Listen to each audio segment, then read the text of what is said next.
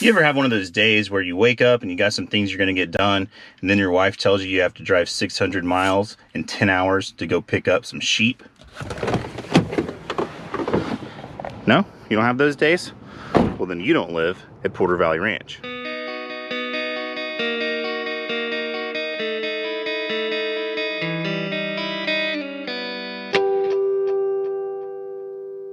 So Rachel was searching Facebook. We're on some groups for Harlequin sheep, which are a rare breed of miniature sheep.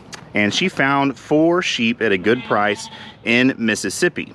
And whenever you raise exotic or rare animals, when you find quality animals at a good price, you have to go get them. The problem is, for us, Mississippi is about a 10-hour drive. So for us to spend 20 hours in the car didn't make a lot of sense. And obviously, Amazon was not going to deliver sheep to our house. So we paid someone to pick them up in Mississippi and haul them to Missouri, which was only about 5 hours away. And then I drove to Missouri and picked them up. So they are here in this trailer. It was a package deal. So we got 2 ewes and 2 rams. And again, Harlequins are kind of a rare breed. A lot of people mistake them for baby dolls because they're miniature, but they are not baby dolls, they are spotted.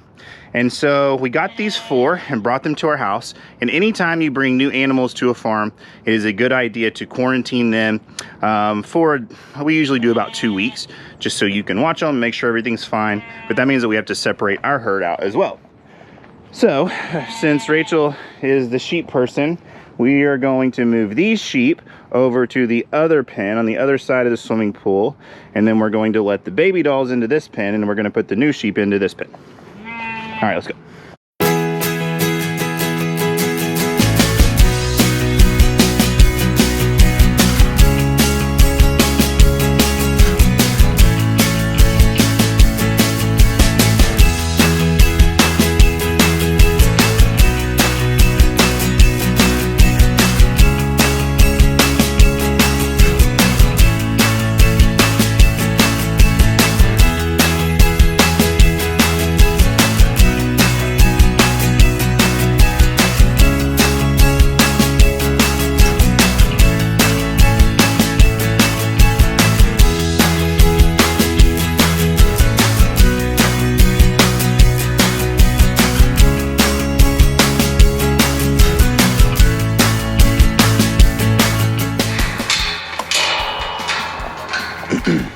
All right, so these are all of our Harlequins and our unregistered baby doll who is getting bred to our Harlequin. So we're gonna leave them over here for a little while. And then we've got the baby dolls separated because it's the beginning of breeding season. So we have the baby dolls separated from the Harlequins because obviously they are different breeds.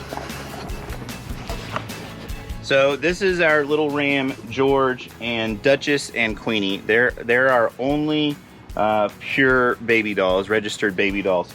So George is going to go to Oklahoma City in a few days, and we'll either have to send Duchess and Queenie with him. Hopefully they're already bred. They've been together for about a week now, but we'll probably send all 3 of them with him just so they can stay together. We thought Queenie was pregnant. It turns out she's just really fat. The problem with the fat sheep is they have a hard time breeding. So we're not sure if she's bred yet, and she needs to go on a diet before she probably gets bred, and definitely before she has lambs, because if they're overweight when they have lambs, it's a bad deal. All right, you guys get out here.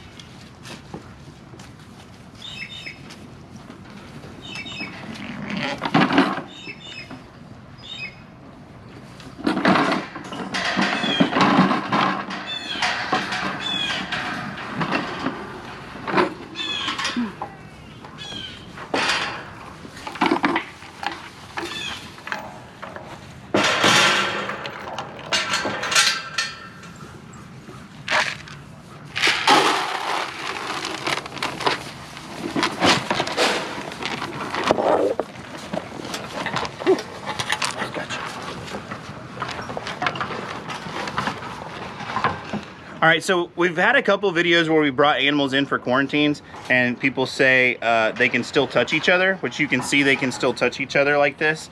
But whenever we talk about quarantining an animal, we're not talking about COVID. It's like respiratory droplets. So them being able to touch each other through the fence, there are only a couple things that actually would be spread that way, and we're not really concerned about that. The main reason that we put them in a quarantine pen is so we can watch them, so we can doctor them. We're gonna give all of these guys a shot of antibiotics because of shipping fever. They traveled for about 14 hours in the car. So we'll give them a shot of antibiotics just to knock anything out of their system. We will also give them all a couple doses of wormer. So we're actually looking for pellets and trying to separate the droppings between the two, because that is how parasites are gonna be spread between the groups of sheep. So them being able to like smell each other is not really that big of a concern for us. We are separating them so we can watch them, so we can doctor them. Anytime you're worming new animals, you always want to give them a course of wormer and then hit them again about a week later, just to make sure you knock out what's in their system and the eggs of that life cycle of those parasites. So we're going to keep these guys in here for probably about 2 weeks, just so we can give them all of that stuff.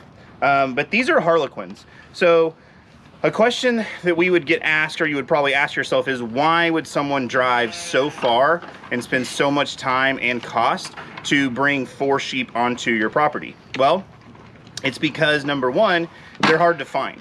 So whenever you find them that are good quality, these are all registered, they're pretty high up on the gen code. Whenever you find that, sometimes you just have to go to where they are. You can't just find them anywhere. Number two, it's about the quality of animals that you're getting. So there's been a lot of videos lately kind of talking about Walmart. Well, you're not gonna buy sheep at Walmart, because you're gonna get, and by Walmart I mean like a sale barn. If we're trying to buy good genetics and breeding stock, show stock sheep, then we're not just gonna go to a sale barn and buy what's there, because if somebody is selling something at a sale barn, there's probably a reason they're trying to get rid of it. So where we find most of our sheep is actually on Facebook. Even though you can't buy sheep or you can't buy animals or sell animals on Facebook, there are specific groups for baby dolls or for Harlequins or for miniature Herefords or whatever kind of animal you're looking for. And through those Facebook groups, you can find out if people have some for sale. If you're on that group or have been on that group for a while, you know about those breeders, or you can ask questions about those breeders. It's always good to know what you're getting. If you just go to a sale barn, then you really don't know what you're getting. So if you're looking for like just butcher stock animals, then that's okay. But if you're looking for animals to bring onto your property and increase your herd, then you really want to know what you're getting. So the number one place that we find animals is through Facebook groups, because it's kind of tailored to what we're looking for. So that's why we're willing to drive sometimes hundreds of miles to pick up sheep. In the last year, I think we have probably driven 10,000 or more miles to pick up animals. And when I say that it sounds like a big number, I am not exaggerated.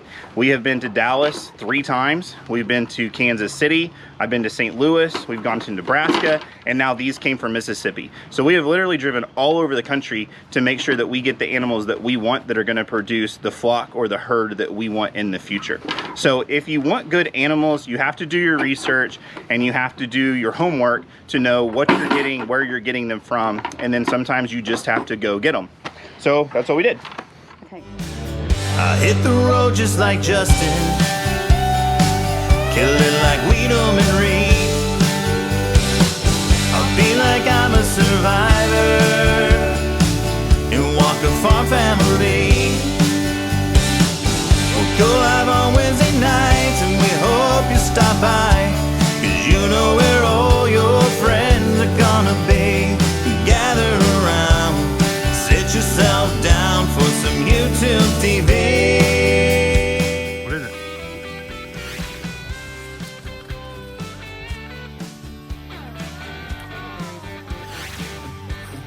You losing?